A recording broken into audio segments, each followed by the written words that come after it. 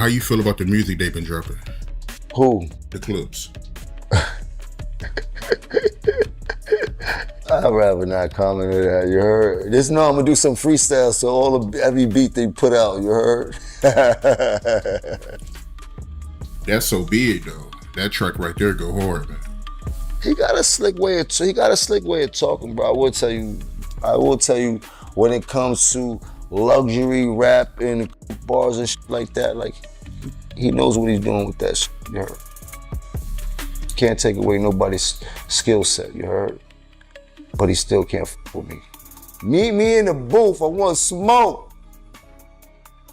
Man, hip-hop just flipped upside down again because Jim Jones jumped right back into the drama, sending shots at Pusha T after what fans swear is one of the coldest, slickest live disses anyone has dropped this year. And yeah, it all went down during Pusha's Tiny Desk performance, that calm little NPR setup where artists pull up to sing smooth and look classy, not pop off with sharp bars like it's some undercover battle stage. But Pusha T decided to turn that peaceful performance into a straight-up lyrical sneak mission. During his Tiny Desk set, he rolled through a mix of his biggest tracks, everything from If You Know You Know to Numbers on the Board, keeping it cool until he suddenly dropped a line that froze the whole crowd in place. He said, "They still trying to find relevance in rooms I'm too elite to enter," and fans lost it instantly. Within minutes, X was packed with posts like, "Yo, he's talking about Jim again."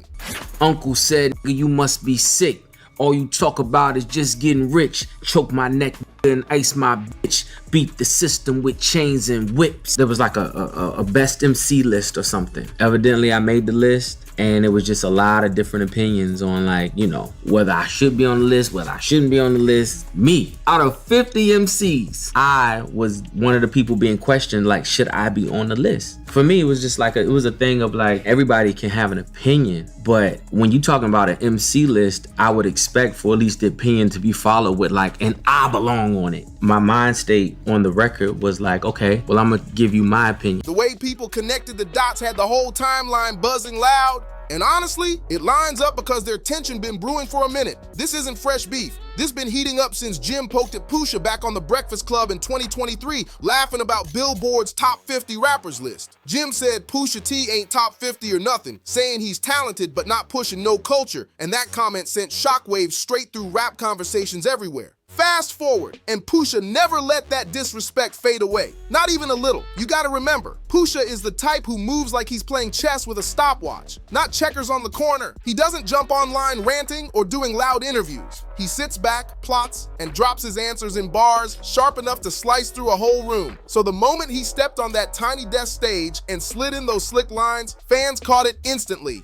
It was quiet but dangerous, like a whisper that hits harder than a shout. The man took a jab at Jim while standing in front of a live orchestra. That's what people call classy chaos. And once that clip exploded online, Jim snapped quick, bringing that Harlem energy with no hesitation. He hopped on Instagram Live talking heavy, saying things like, "That man's still talking about me, he better stick to his soap commercials." Jim kept going, saying he's out in the streets every day while Pusha is inside reading teleprompters. And he even claimed Pusha was trying to spark up his career using his name. But fans weren't letting that slide at all. They flooded the comments saying, "Nah, Jim, he got you this time." From smooth jabs to wild reactions, the internet lit up like fireworks. What started as a calm, classy live performance suddenly blew up into a full-on rap showdown, and now everyone's locked in, waiting to see who's gonna make the next bold move. When you really look at this beef, it's way deeper than some quick bar tossed in the middle of a performance. This whole situation is wrapped up in ego, respect, and credibility. Three things nobody in hip-hop plays about. Jim Jones built his whole rep off raw authenticity, both in the streets and in the culture. He's Harlem loud, stylish, confident, and always ready to stand on what he says. But Pusha T, he moves totally different. He's calm, precise, strategic, and dangerous, with the pen in a way that feels almost surgical. So when these two worlds crash into each other, it becomes bigger than music. It turns into a full-on personality clash. Back in 2023, when Jim took shots at Pusha on The Breakfast Club, Do you know, can you tell me, can you sing along the 5 Pusha T records right now? His records. Yes. His records? Yeah. Name I love Pusha. Nostalgia. Oh, you was a Pusha T fan. If you know, you know. I didn't know he had fans like that. Can you name 5 Pusha T records? No, his records. See, but no, can you can you rap to 5 Pusha? I can't rap 5. All right, can you rap to 5? Wait. Can you rap if five Pusha T records, not the records he's featured on, if five Pusha T records came on right now, could you rap them? You could rap 5 Pusha T records? Yeah. Could you rap five Pusha T records right now if they started playing? What do you mean rap though? Like the hook? Or just like Could you sing them? Verse for verse? They came on like certain joints? Like, No, sorry, not nigga, sir. No, I'm trying to no. come. I love your soul, my dog. You're not in my top 50. You might be in Charlemagne's top 50 and things like that, Pusha top but 50. you haven't done that much for me in my life. Like I didn't never want to be like Pusha. I never had a Pusha moment in my life. I never thought like you dig. Like where I'm from, you want to be like you if you was really that dude and that rapper and things Wayne like that. wanted to It's be like Pusha? He was influenced by Pusha? Yeah. Yeah. Okay, cool. That's why Pusha did the Mr. Me Too record. Okay, cool. He clearly didn't expect the impact it would have. Jim was laughing through the whole segment, downplaying Pusha's legacy and saying he ain't never been in anybody's top 50 list. Jim even questioned how Pusha had such loyal fans when, in his words, nobody plays his music in Harlem. And that line hit hard on multiple levels. It was bold, it was dismissive, and it was definitely something Pusha wasn't going to ignore. A few weeks later, fans spotted something interesting. Pusha's verse on some unreleased Clips material sounded like it was packed with subliminals aimed straight at Jim. The lines were smooth but biting, talking about older hustlers chasing relevance and claiming street roots while moving corporate. Pusha didn't mention a name, but he didn't need to. The message was crystal clear, and the internet broke it down within minutes. So when Pusha stepped onto that Tiny Desk stage, fans saw it as the sequel, the slick public clapback, with no name spoken, but the tone screaming louder than any shout. That one calm performance had hip-hop Twitter locked in arguments for days. Some people were saying things like, this is how real lyricists respond. No yelling, no chaos, just bars. Others were siding with Jim, claiming Pusha just salty because Dipset was actually outside. But what made the whole moment wild is how Pusha turned subtlety into a weapon. He didn't need to drop a full diss track. He turned a national live performance into a quiet roast session, and that's exactly what got under Jim's skin. Jim thrives off direct confrontation. He comes from that era where beef was loud, public, and aggressive, where you call someone out straight up and stand on it, but Pusha's style is different. He lets the bars speak while he stays calm, steady, and sharp, and that kind of quiet power hits in a whole different way. Once the Tiny Desk clip went viral, Jim started firing off shade all over social media. He said Pusha is only famous because of Drake drama and claimed Pusha built his whole career riding Kanye's wave, saying without Ye, he'd still be trying to push mixtapes back in Virginia. Jim was heated, no question. But fans weren't letting those claims slide. Plenty of people pointed out Pusha's catalog and long-standing cultural respect. From grinding to Daytona, he's been solid for years. Right now, this tension isn't just personal. It feels cultural. It's New York loudness versus Virginia precision, wild energy versus controlled lyricism, and the rap world is glued to it like a movie. Pusha T or Malice? The whole scene is waiting to see which direction this storm moves next. Let's keep it honest. This back and forth is exactly the kind of clash hip-hop fans love because it's built on words, pride, and reputation, not anything dangerous. What has he done that puts him in the greatest rappers of all time besides talk about that he probably didn't get? Wow. All bias aside. He's nice. Yeah. He's nice as he can rap his ass. He can rap his ass off. What has he done? Nobody has dressed like him. Nobody want to be like Pusha T. No, I don't remember nothing. And let's not be evil, but we don't talk about rap where that's popping the wanna and wanna be like. I don't know too many in this game that was leaning towards being like Pusha T. 50? You won't put No, like Big Sean before I put Big Sean before Pusha T. easily. But Jim Jones is on it before Pusha T.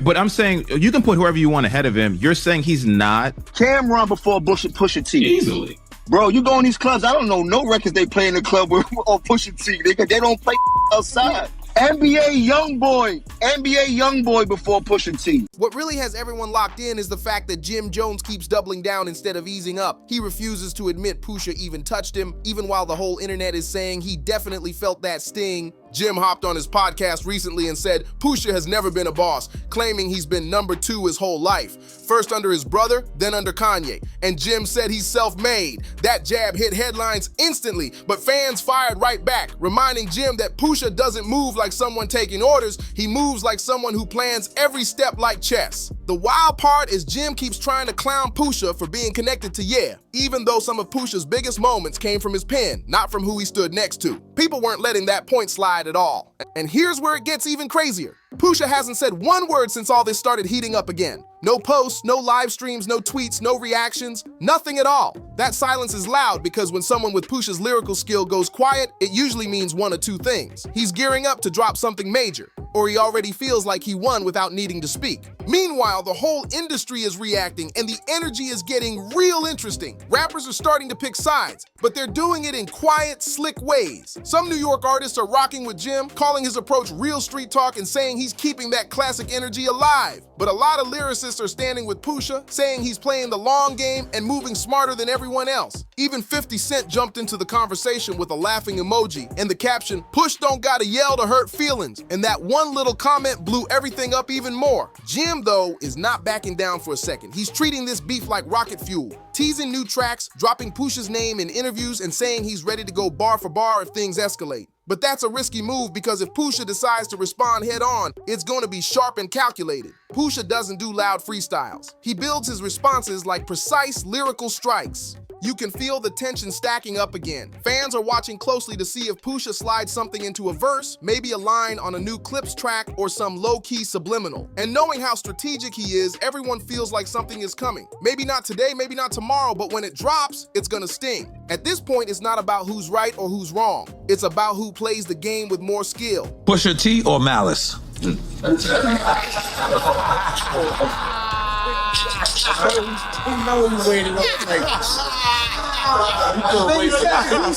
waiting on life for this. They know where it's going.